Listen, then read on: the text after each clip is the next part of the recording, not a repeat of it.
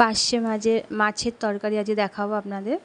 তো মাছগুলো তো ভালো করে বেছে নিয়ে ভালো করে ধুয়ে নিয়ে নুন হলুদ মাখিয়ে এটা ভাজবো না।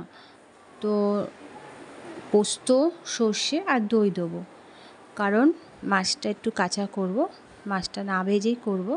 তো আমি তো আজকে রান্না করিনি, ননদ করেছে, ও এইভাবেই রান্না করেছে। তাই আমি বললাম একটু তোমার হাতে রান্না খাবো। তো ও কী করলো, কালো জিরে সোমবার দিল, দিয়ে আর সর্ষে পোস্ত যে বাটা ছিল, কাঁচা লঙ্কা পেস্ট করা ছিল, ওটা দিয়ে দিল। দিয়ে নুন হলুদ দিয়ে সামান্য একটু মিষ্টি দিয়ে দেওয়া হয়ে গেলে জল দেবো, পরিমাণ মতন জল দেবো, যাতে একটু গ্রেভি থাকে, ভালো লাগে খেতে।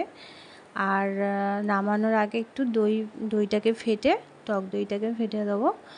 দিয়ে আর ওই যে নুন হলুদ মাখানো মাছগুলোকে রেখেছিলাম, লাস্টে একটা একটা করে মাছগুলোকে দিয়ে দেবো। এই হচ্ছে পার্শে মাছের তরকারি, সর্ষে পোস্ত আর দই দিয়ে।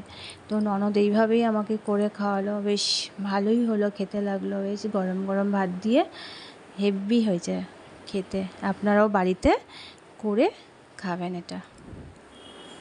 শুভ দুপুর।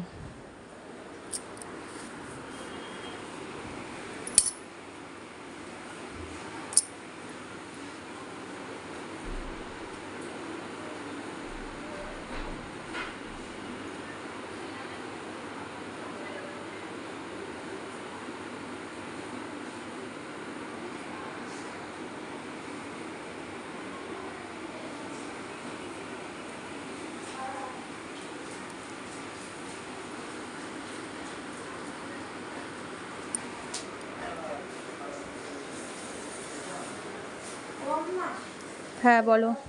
হ্যাঁ খেতে দেবো, বসো।